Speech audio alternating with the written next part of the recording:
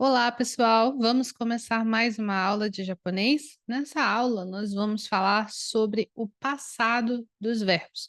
Nós já falamos a respeito do grupo dos verbos e a forma que esses verbos se apresentam na forma masu, que seria assim a afirmativa formal que vai fazer com que eu possa falar no presente e no futuro nesses verbos. Nós vimos também a forma masen, que seria a forma negativa dos verbos. Essa forma me permite falar que eu não estou fazendo alguma coisa ou que alguém não está fazendo alguma coisa em relação a esse verbo específico, né? É só a gente pegar a forma masu e trocar por masen. Foi o que nós vimos na última aula. Aí agora a gente vai ver a forma do passado e esse passado vai ser afirmativo formal. Vamos ver então o passado formal dos verbos na afirmativa, ok? Vai ser na afirmativa, da mesma forma que nós vimos a afirmativa primeiro. Nós vamos novamente separar em grupos. A forma não vai ser diferente, não vai ser diferente, que nem a gente fez da outra vez. A gente vai analisar os verbos separadamente, porque eu quero que vocês se acostumem com as formas dos verbos e seus grupos. Os grupos são muito importantes, como eu sempre fico batendo na mesma tecla, para que vocês não deixem de atentar ao grupo do verbo, porque o grupo do verbo vai dizer como o verbo vai se comportar quando você quiser transformar ele para falar outras coisas assim com o verbo. A conjugação dos verbos em japonês, diferente do português, não é só para você falar de tempo e de pessoa, porque no português a gente usa os verbos e modifica dependendo de quem está fazendo essa ação e dependendo, de onde no tempo essa ação está sendo realizada, né. Mas com os verbos em japonês não é isso. Vocês veem que, na verdade, pode-se usar os verbos, para qualquer pessoa e o verbo não muda. E, além disso, a gente vai ter formas de verbos que vão, dizer coisas que vão fazer coisas que não se faz em português. Isso a gente vai ver mais na frente, mas a gente já viu uma na aula passada, que é a forma masen, né. A gente já viu anteriormente que a forma masen nega no verbo, e a gente não tem esse tipo de função nos verbos em português. Só um detalhe, né. Vamos ver então. A gente tem aqui o grupo um e no passado formal, para a gente colocar os verbos no passado formal, e nós estamos falando aqui de afirmativa, a gente vai só trocar o maço por masta. Da mesma forma que quando a gente viu a negativa, a gente trocava maço por masen, aqui a gente vai trocar maço por masta.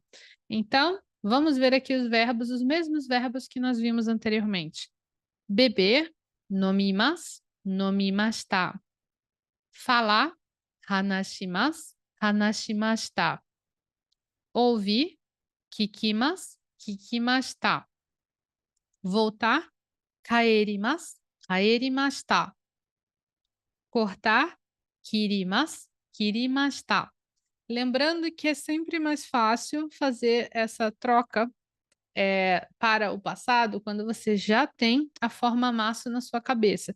Se você não tem a forma maço na sua cabeça, fica difícil. Então, se você ainda tem dificuldade com a questão dos grupos dos verbos e transformar da forma de dicionário para a forma maço, volta, dá uma estudada, dá uma praticada, que é importante você ter esse conhecimento, você ter essa informação, para você continuar com todas as outras transformações de verbo, inclusive essa, tá. Então, o que eu tenho aqui é o verbo nomu, beber, nomu, nomimasu, nomimashita. Então, quando eu digo eu, bebo, nomimasu. Eu bebi, nomimashita. Lembrando que eu estou usando sempre eu como, digamos assim, sujeito, né, mas nomimasu, nomimashita ou qualquer outra forma de verbo pode ser atribuída a qualquer pessoa. Pode ser eu, pode ser ele, ela, nós, eles, né. Não tem, assim, variação de pessoa nos verbos em japonês. Graças a Deus, né. A gente já tem muito disso no português, felizmente no japonês a gente não precisa se preocupar, tá. Então, nós temos, eh, eu bebo ou eu vou beber, nomimasu e nomimashita, eu bebi. Nós temos hanasu, hanashimasu, para falar eu falo ou eu vou falar, e hanashimashita, para falar eu falei, tá? Nós temos o verbo kiku, ouvir, no kikimasu, kikimasu, para falar eu ouço ou eu vou ouvir, e nós temos kikimashita, para falar eu ouvi no passado, né? Eu ouvi, eu escutei.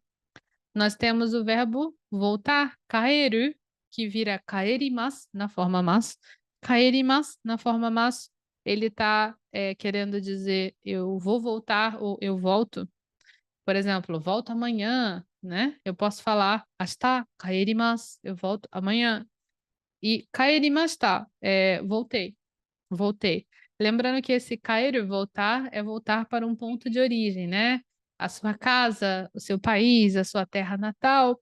A gente não usa isso para, eu vou voltar na loja rapidinho, tá?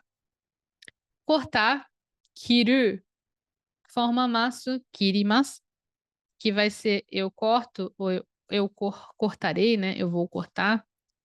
E kirimashita fica no passado, cortei, né? Cortei. Esse kiro é uma palavra cortar, assim, genérica, né? Serve para cortar várias coisas, né? Cortar a carne, cortar os legumes, cortar o papel, né? A gente usa para várias coisas. E esse é o grupo 1 no passado formal, lembrando que esse passado é afirmativo. Muito fácil, né? Da mesma forma que com uma sem, a gente só trocou o maço por uma outra coisa, no caso aqui pelo masta. Agora vamos ver o grupo 2. No grupo 2 não vai ter nenhum tipo de mudança do que a gente viu até agora. A gente vai pegar o maço e vai trocar pelo masta da mesma forma. Lembrando que o grupo 2 é aquele grupo que todos os verbos terminam em ru, tá? Todos os verbos no grupo 2, na forma de dicionário, é claro, terminam em ru. Eu espero que a essa altura das aulas você já tenha pegado o costume desses termos. Forma de dicionário, forma maço, grupo de verbo, é muito importante você saber essas definições, tá? Se tiver alguma coisa te confundindo, eu acho melhor você voltar e reassistir as aulas iniciais de verbo, ok? Vamos lá. Nós temos aqui no grupo 2, eu trouxe os mesmos verbos que nós vimos antes. Por exemplo, o verbo comer, que nós originalmente temos taberu, terminando com ru, né? Forma masu, tabemasu, fica tabemashita. Dormir, nemasu, nemashita. Acordar, okimasu, okimashita. Vestir, kimasu, kimashita. Ensinar, oshiemasu, oshiemashita. Muito fácil, né, gente? Agora imagina se vocês tivessem que ficar transformando tudo, passando para todas as pessoas. Imagina se cada um desses, em cada pessoa, eu, você, ele, ela, tivesse que mudar tudo, né? Ainda bem que não precisa, né? Vamos ver aqui. Eu tenho comer, forma de dicionário taberu. Tabemasu seria eu vou comer ou eu como, né? A forma mashita, tabemashita, eu comi. Dormir, que a forma de dicionário é neru, a gente tem nemasu, que seria eu durmo ou eu vou dormir. E nós temos a forma mashita, nemashita, que é eu dormi, né? Dormi. Nós temos acordar, a forma de dicionário okiru, okiru. E nós temos como forma masu okimasu. Okimasu a gente vai usar para dizer eu acordo ou eu vou acordar, tá? E agora na forma masta, okimashita. Okimashita é para dizer eu acordei, acordei. Depois nós temos vestir, kiru, é a forma de dicionário kiru, fica kimasu, eu visto ou eu vou vestir. E aí nós temos a forma masta, kimashita. Kimashita, eu vesti, eu vesti. Depois, ensinar, seria oshieru, que na forma masu fica oshiemasu. E oshiemasu vai querer dizer eu ensino ou eu vou ensinar. Oshiemashita é a forma mashita e quer dizer eu ensinei.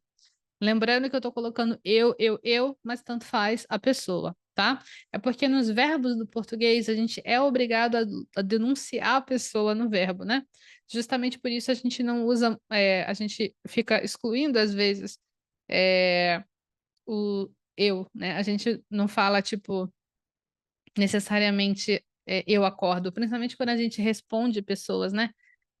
Você acorda cedo? Acordo. Você veste saia? Visto. Você ensina japonês? Ensino. A gente não fala eu ensino, eu visto, eu acordo necessariamente, né? Porque não precisa, porque o verbo já está indicando, né? Exatamente qual é a pessoa, de que pessoa nós estamos falando, né? Apesar disso não existir em português, a exclusão desse sujeito, né? A ocultação desse sujeito é muito usado também. A gente vai ver isso quando olhar frases, né? Com verbos, mais frases com verbos. Vamos então para o grupo 3. O grupo 3 é aquele grupo que só tem, né, dois verbos, mas será que são dois? Ele é assim, né? Nós temos o verbo kuru e o verbo suru, que são os verbos, digamos, principais, né, desse grupo.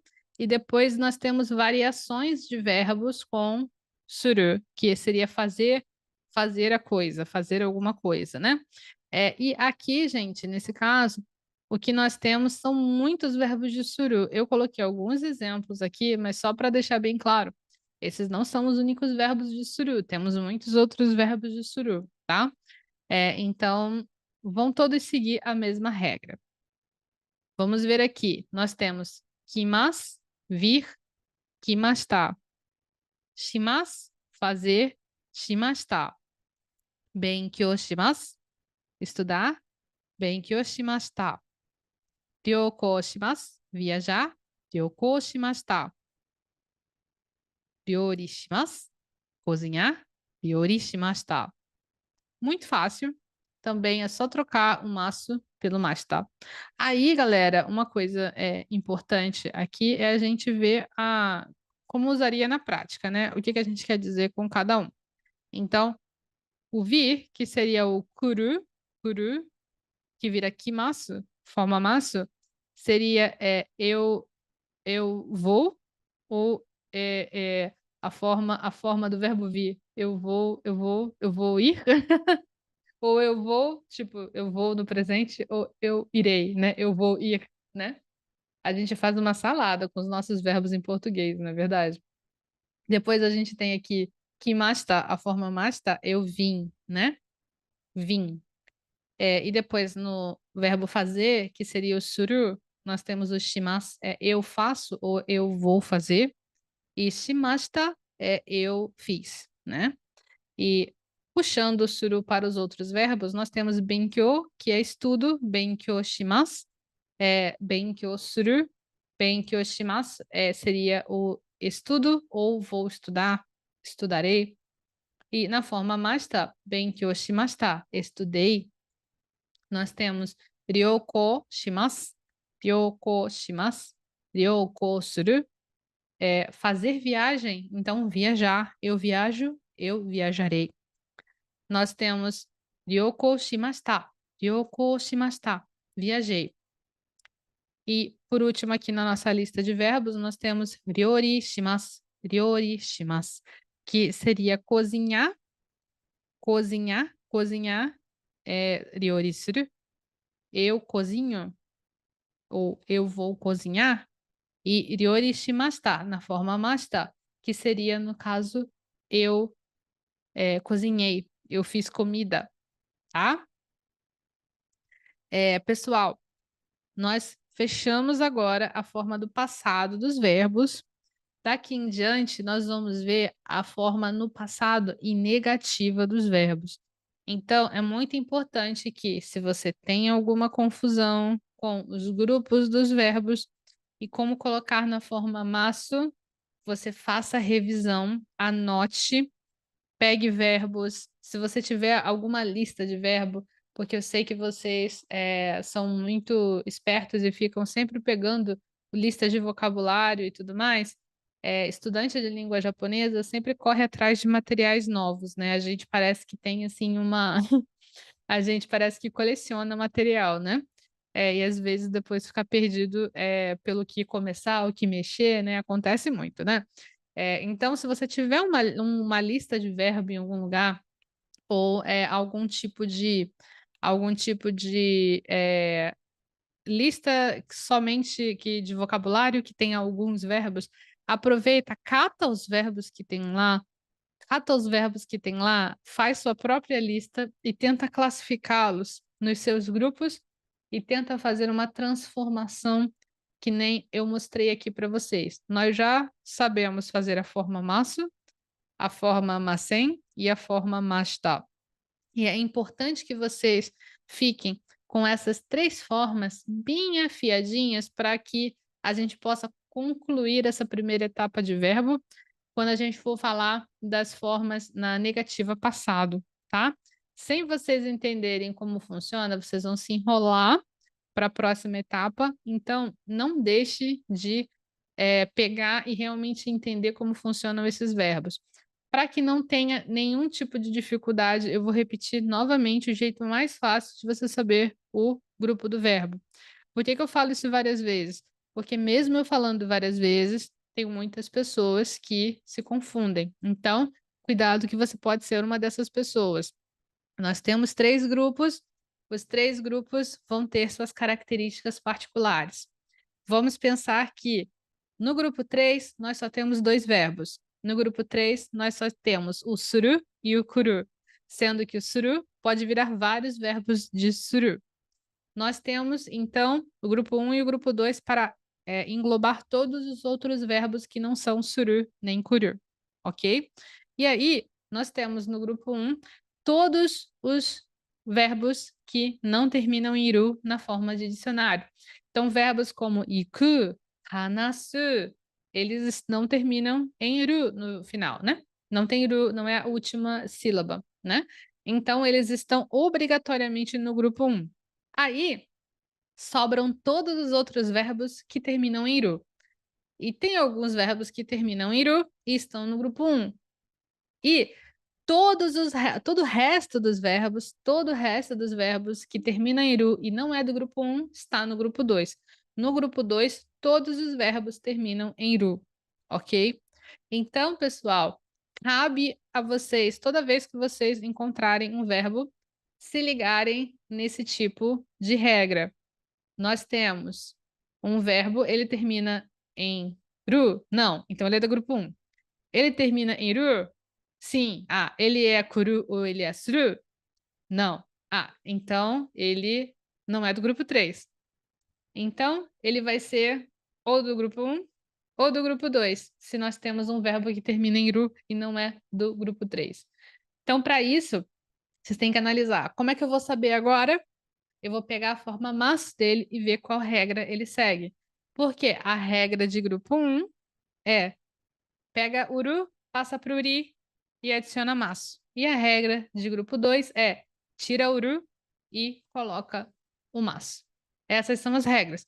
Então, se você souber essas regras direitinho, você não vai se enrolar e você vai já saber qual é a do verbo. Então, quando você encontrar um verbo que você não sabe, ou se você já conhece alguns verbos, mas você ainda não tem assim muita presença para qual grupo eles pertencem, se você não tem muito essa noção, a melhor coisa que você pode fazer é pegar esses verbos agora e tentar identificar esses verbos pertencem a qual grupo.